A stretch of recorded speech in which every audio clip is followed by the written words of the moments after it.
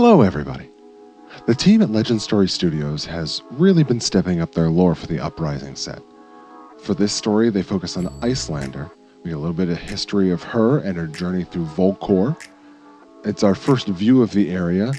We're being tugged back and forth across different perspectives. It really gives an interesting view to the fan favorite of Icelander, who was introduced in the set previous. And like her, an outsider to Volcor, we're an outsider to the land as well, and we get to explore it together. So this story is written by Edwin McCrae, and I'd love for you all to join me on a journey into the forgotten.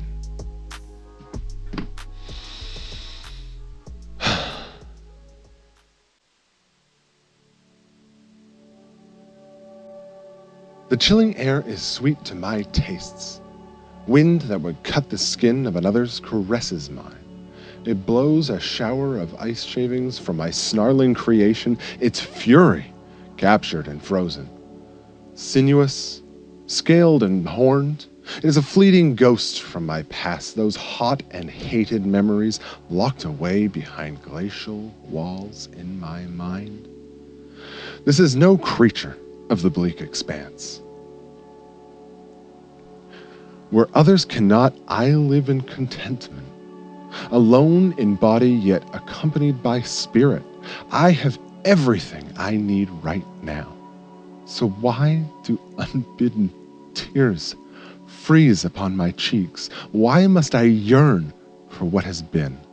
Why must I know that which has been forgotten? The spell rises to answer my questions, a storm that rages from heart to throat to tongue. My fingers dance through the falling snowflakes as I make my demand to the ever-winter spirits. At first their protests are gentle, mere murmurs of the breeze. Then adamant, a wind that stirs the snow, tugs at my dress. Then furious, tearing at my resolve with a gale of frustration.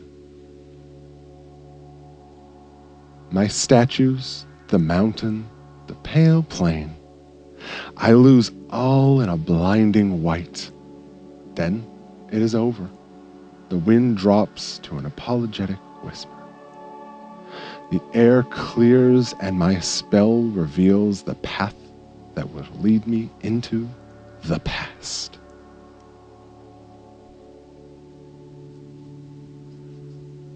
I look back at the frozen lands that have been my home for many years. While my past remains walled off, I can recall every day since with crystal clarity. A youthful girl shivering in a field as blank and white as the memory of how I got there. A cave of snow opening like a warm embrace. Spirits spoke to me in words of cooling compassion, teaching me to harness the winter within, kindred kindness of frost and time that raised me into the woman I am now. I step from melting snow into lush field of wildflowers. A coyote bounds into the meadow from a copse of white-dusted beech and eyes me with curiosity. I see the glint of spirit behind the fox's gaze. My icekin have sent me a guide. I follow my companion through the verdant countryside of Aria. We skirt the lively towns, the trundling tinker caravans, and the roving bands of raucous entertainers. We travel at night in the cool of dark. Although Aria is beautiful, I am glad when we reach the great tree of Corsham. My answers lie beyond this cosseted land, and its flow will send me on my way. My coyote guide fares me well with a lick of my fingertips, and with a flick of its tail, it is gone. A breeze rustles the canopy of this mighty tree, and I fall like a leaf from its branches. Within the reddened Solanian dusk, I reel from a world at war. Long have I cherished the peace of ice, the slow settling of snow. Time passes with glacial calm in the bleak expanse. Now I witness the inferno of battle, the steaming heat of spilled blood. A dark-skinned warrior leads his metal-clad army against creatures so grotesque that my stomach churns. A fiend breaks away from its horde, smelling my presence even through the gore-soaked air. It charges, gibbering and slavering. Before it can lay its cruel claws upon me, I freeze the beast's blood in its veins. I wipe sweat from my forehead, the first time I can recall doing so. My heart pounds fast and hot. I am so far from my icekin that this one incantation has sapped my will. And through a crack in my weary mind, a recollection wriggles free, a feeling, slick and coiling within my chest. Fear. I flee this valley of violence, chased by the roars of the monstrous, the screams of the dying. Anxiety tugs at my heart, drawing me southward, through the scorched remains of Solana's strife, up into blackened mountains with smoking peaks and fissures that spew sulfur and ash. At an archway and a rugged pass, I remember a name. Volko. I follow a path, winding and rugged. It takes me above the pass, though the way is hard, treacherous. High in the mountains, I find the remains of a group of travelers, their bones scattered by predators, picked clean by scavengers. They were coming the opposite way, a desperate flight through dangerous country. In a weathered pack, I find garments, rough and patched, and a cloak with hood. As I dressed in their clothes, my heart is full of dread.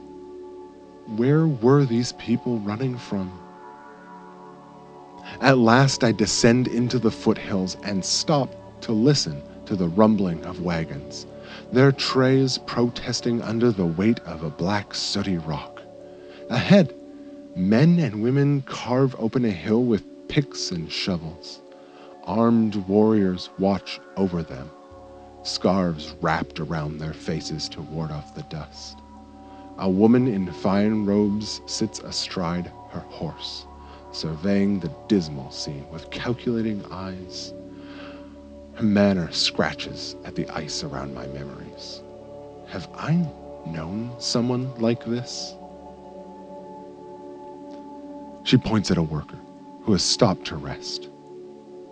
Warriors grab the hapless man, drag him before their mistress. She dismounts and draws a whip from her saddlebag. The crack of leather against flesh makes my skin burn with sympathy. My bones ache with frigid anger. I draw upon the woman's own sweat to encase her arm in ice. Her shocked eyes find me among the rocks. Her harsh voice barks an order. Warriors charge, sabers drawn and brandish. I throw my will against a stack of water barrels. They explode into splinters of ice and wood that cut through the warriors, leaving them reeling and bloody. The workers do not waste this opportunity. Some attack their former overseers with pick and shovel. Others flee, and I flee with them into the gathering dusk. I am hunted. The woman must have had influence to go with her riches. Soldiers patrol the roads, directed by a general whose armor is as black as his long, raven hair. The creak and clink of their scale mail sets my teeth on edge. Yet despite the risk, I am drawn to the edge of a walled town. I've glimpsed this town before, through the swirling snowstorms that veils my history. I break open a side gate with snap frost and steal into the narrow streets. Fleeting memories lead me to a handsome apothecary guarded by a pair of soldiers. In the window stands a man, his face concealed by shadow. He is richly dressed, much like the merchant at the quarry, and holds a pot of alchemical powder in his gloved hand. A girl sits outside on a wooden bench, her smock tattered and grubby, her feet bare, her fair hair cropped short and ragged. I shout from the street, shatters the reflection. Man and girl fade back into the past as a sizzling ball smashes through the window. The apothecary explodes into flames. I sneak away while all eyes are gathered turned to the commotion. From then on, I avoid the fear-fortified settlements, the Raven General's patrols, and the daily injustices that infest this troubled land. I lose count of the days as I continue my journey until at long last the burning heart of Volcor laid out before me. I lose count of the days as I continue on my journey until at long last the burning heart of Volcor laid out before me. Sprawling cities spread across glassy plains of Tefra.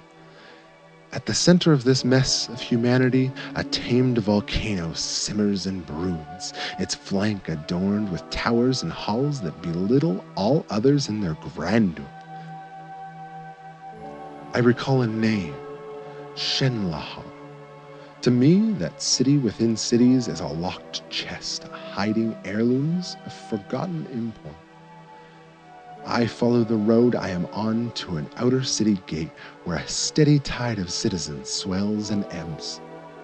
Hard-eyed officers examine every soul that passes through, their papers scrutinized and stamped. You will not get in looking like that. A storm of ice builds in my palm. After a long game of cat and mouse with the Raven General's troops, they have caught me at last. I turn to fight my captor, but the stranger takes my arm, arresting my spell with a firm yet gentle hand. She looks like a Volkai. Caramel skin, jet black hair, clean and well kept, though modest. A servant, perhaps, of a wealthy household. But I sense that all is not what it seems with this one. I let her guide me into a humble house, a bolt hole away from prying eyes where she can reveal her true self. Who are you? The less you know, the safer we will both be. She places her mask beside another on the table and murmurs some arcane words that I cannot fathom. Before my astonished eyes, the second mask loses its blank porcelain pallor. It becomes a face, pleasant and practical. The humble features of the Volkai every woman. Wear this mask and your visage will become one of Volkor's many. Even your own mother will not recognize you. My fists clench of their own accord. I don't know who my mother is, nor my father. I cover my pain with a question. Why are you helping me? The stranger's eyes see past the grime and dried blood into the depths of my ice-bound heart. I saw what you did at the coal quarry, how you forged ice from torrid air. A favor from such as you would be a powerful boon. I'll remind you of that when the time comes. With a wave of her hand, her snow-white hair is gone. The face of the every woman has returned. She leaves without a word, not even looking back as I collect my gifts from the table. I shuffle with the line, mimicking the others, their slumped shoulders, their downcast eyes. As I reach the guard booth, a familiar figure steps out from the tent behind it. His raven hair is pulled tightly back from his chiseled face. He watches as the gate guard takes and reads my parchment. I make myself as still as a glacier beneath the general's inscrutable gaze, freezing any thought of my imminent capture. The guard grunts, stamps my parchment with red, and motions for me to move on. The general turns away, his dark eyes trawling through the line of travelers behind me. I hurry on, eyes down, and only allow myself to look up when I am well beyond the gate. The city surrounds me, its heat pressing against my skin, so dry in my lungs that I fight for breath. Streams of melted ice pour from the frozen walls in my mind, pooling behind my eyes. Fleeting images slip through the widening cracks, a grand residence with snarling dragons at the gate. Within that home, a library of scrolls and a young girl cowering in a shadowed corner. She works a lock of blonde hair between her bruised lips as her trembling fingers trace arcane words across a yellowed parchment. Her eyes are a glacial blue and reflect a longing I know only too well. Every fiber of my being yearns for the peace of my bleak expanse. I will return. To my icekin I have thus promised. For now I am here, facing the heat, a broken shard of ice in a land of fire, seeking to be made whole once more.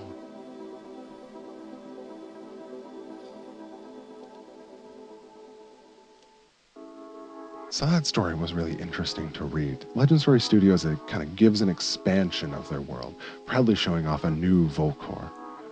We have more information, sort of, on the mysterious shapeshifter, Shiana.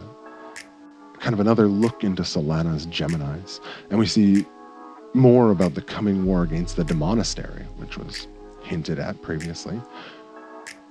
And I think this is interesting because perhaps in today's society, the story of a peasant uprising strikes a chord. Prices up, wages down. It can feel like you can sympathize with that worker being whipped for taking a break. Or maybe you feel like you're trapped as the one holding the whip. There's two terrible sides to each coin. And the contrast of that push and pull is really Flesh and Blood in a nutshell. It reminds me of the gameplay, that back and forth. Everything makes a difference, So with that, we close the book on Uprising for now. And I say, draw well, friends.